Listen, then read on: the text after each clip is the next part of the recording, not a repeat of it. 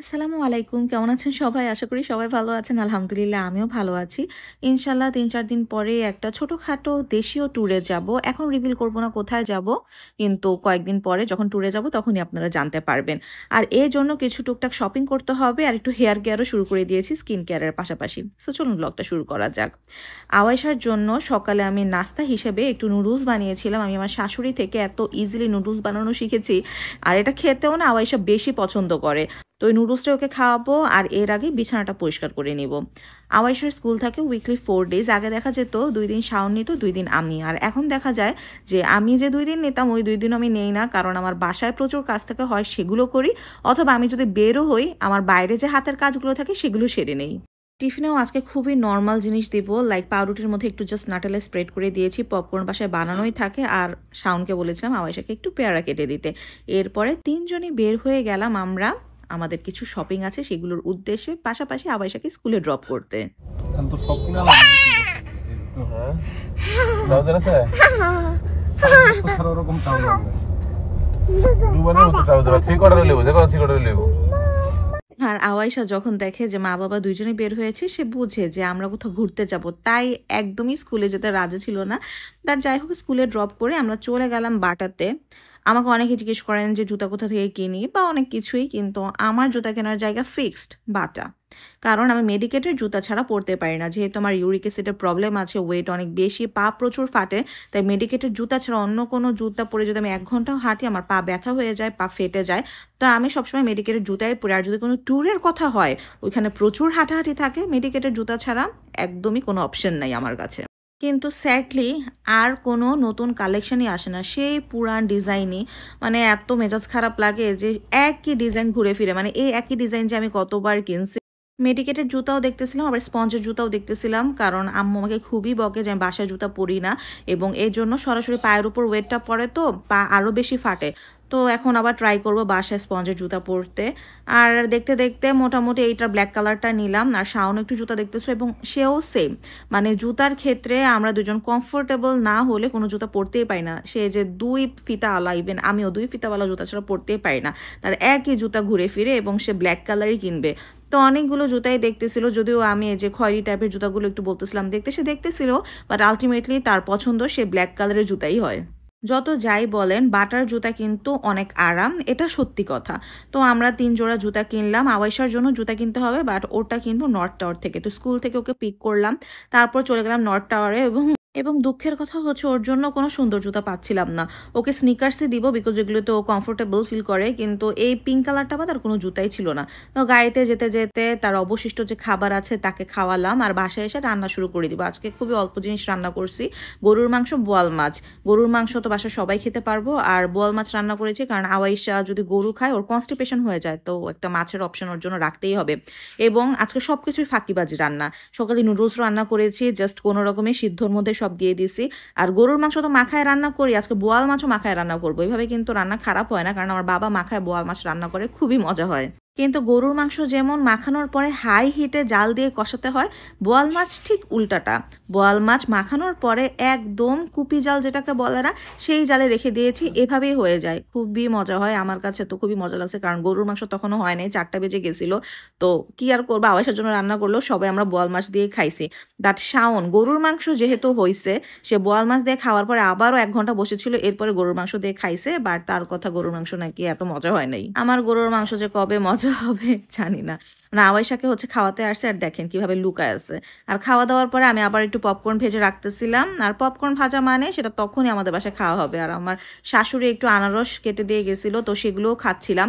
এরপর আমরা একটু ঘুমিয়ে গেছিলাম, এবং মাগরিব নামাজের সময় আমি ঘুম থেকে উঠি। এরপর আমি সূরা ওয়াকিয়া পড়ি, যেটা আপনাদেরকে সবসময় বলেছে যে মাগরিব নামাজের পর যদি সূরা ওয়াকিয়া পড়েন না, আল্লাহ তাআলা রিজিক বৃদ্ধি করে দেন।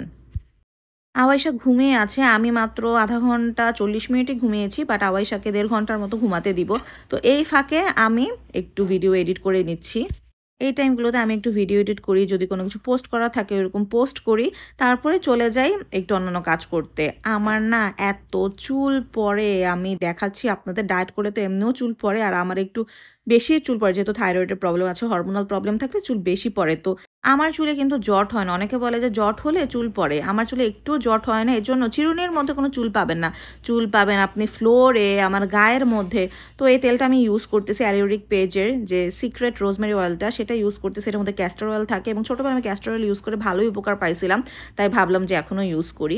আর এরপর আমার স্কিন কেয়ারের জন্য আমি তাদের সেরামটাও ইউজ করতেছি। পাশাপাশি আমি মুখে একটা প্যাক লাগে এবং সেটা হচ্ছে টক দই এবং চালের গুঁড়ো। এটা খুবই ভালো স্ক্রাব। তো বেশ ভালোই লাগতেছে আমার এটা ইউজ করে, খারাপ লাগতেছে না। দেখি কতদিন ভালো লাগে, বিকজ কফি পাউডার হানিও অনেকদিন বলছিলাম ভালো, তো এটা ইউজ করে এখন দেখি। আর টক দই যেহেতু মাখতেছে একটু খেয়েও নিলাম। এর মধ্যে আওয়াইশা ডাক শুরু করে দিছে, আম্মু আসি আসি আসতেছি।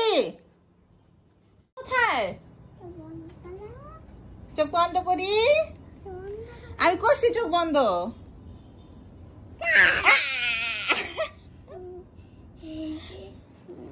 মাম্মি আমার উঠবা, এখন উঠবা, আরো ঘুম। আওয়াইশাকে তুলে ফ্রেশ করিয়ে একটু বেডটা গুছিয়ে নিলাম। আর আওয়াইশার চুলে আজকে তেল দিব, যেহেতু স্কুল নাই, আজকে শুক্রবার ছিল, সো গতকালকে আমি তেল দিই। আমার স্কুল যদি না থাকে তাহলে সে অনুসারে তেল দিই, বিকজ স্কুল থাকলে কিন্তু মাথায় তেল দিলে খুবই পচা দেখা যায়। আমি নিজে এটা করি না, সো ওকেও করাই নাই। আর চুলটা আজকে জাস্ট আছড়িয়ে রেখে দেবো, কোনো বাঁধবো টাঁধবো না। আর আগামীকালকে শ্যাম্পু করে ফেলতে হবে। আর এ ফাঁকে আমি ঘরের ফার্নিচারগুলো একটু গ্লাসের স্প্রে দিয়ে, যে গ্লাসের অংশগুলো, আয়নাগুলো, সেগুলো ক্লিন করে নিলাম। আর 2টা ডিম খাবো, ডিম সিদ্ধ শাওনি করে রেখে গেছিলো, বিকজ ও যেহেতু প্রতিদিন ডিম খায়, তো করার সময় আমার জন্য করে রেখে দেয়, বা আমি যখন খাই আমি ওর জন্য করি। তো বিট লবণ দিয়ে খাবো, বেশ মজা লাগে কিন্তু লবণের চেয়ে বিট লবণটা দিলে ডিমটা বেশি মজা লাগে। আর এটাই ছিল আমার আজকের লাস্ট খাবার, আর কোনো কিছু খাই নাই। দুপুরবেলা তো বোয়াল মাছ দিয়ে ভাত দিয়ে খাইছিলাম। আর আজকে একটু ফ্রেঞ্চ টোস্টও করে রাখছিলাম, তো ওইটা হচ্ছে আওয়াইশাকে আজকে খাওয়াবো ইভিনিং স্ন্যাক্স হিসেবে। 2টা ফ্রেঞ্চ টোস্ট খাইয়েছিলাম। হাতে আসলে অনেক কাজ থাকে ওকে খাওয়ানোর পরে। আমি 2টা ড্রেস রিসিভ করেছিলাম আয়াত ফ্যাশন বাই সেতু থেকে। আপু আমাকে 2টা ড্রেস গিফট করেছিলেন কটনের। আপু আমাকে অনেকগুলো ড্রেস দেখিয়েছিলেন, বাট আমি 2টা ড্রেসই সিলেক্ট করেছিলাম। একটা হচ্ছে রেড, একটু মেরুন টাইপের বাটিকের ড্রেস। তো আপু বলতেছিল যে আপু আপনি কি বাটিকের ড্রেস পরেন? কখনো দেখি নাই। আমি আসলে ড্রেস যে বানিয়ে পরবো এই সময় পাই না, এজন্য পরা হয় না। প্লাস অনলাইন থেকে কিনবো, কেমন না কেমন হয়, তো এজন্য আসলে ওইভাবে কেনা হয় না। আগের মতো তো এত ঘুরে ঘুরে কেনার এখন আসলে সময় নেই, তো এজন্য এখন সব আরং কিনি। বাট আলহামদুলিল্লাহ ড্রেস 2টা এত এত আরাম ছিল, খুবই ভাইব্রেন্ট ছিল, আমার কাছে তো সুন্দর লাগছে, আরাম লাগছে।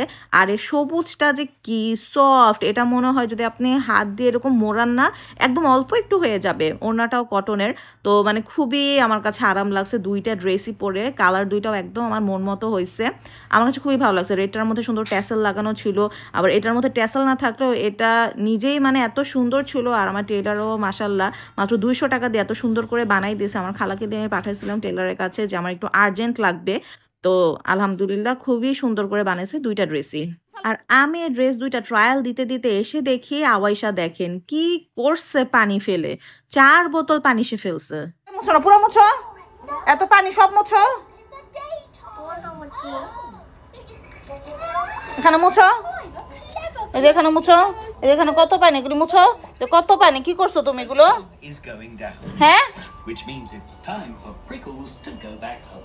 এই যে মাত্র তাকে শাসন করলাম, তাকে শেখালাম যে নিজে যদি কোনো কিছু নষ্ট করো এটাকে নিজেই গুছাতে হবে। বাট কিসের কি ওইটা করে আবার কালার নিয়ে বসছে। এর মধ্যে একটু বাবাকে ভিডিও কল দিলাম, বাবার সাথে এমনি কথা বলতেছিলাম, যে শুনতেছিলাম কি রান্না করছো, আর আমরা যে ট্যুরে যাব সেটাও বাবাকে একটু জানিয়ে রাখলাম।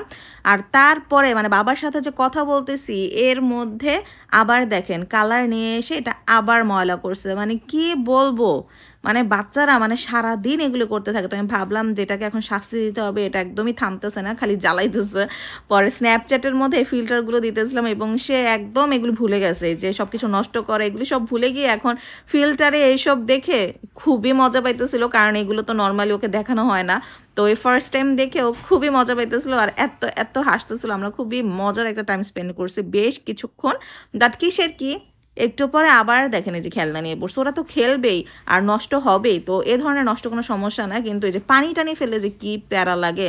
তা আমি এতক্ষণ নামাজ পড়তেই পারি না, পরে ভাবলাম যে না একটু নামাজে বসি।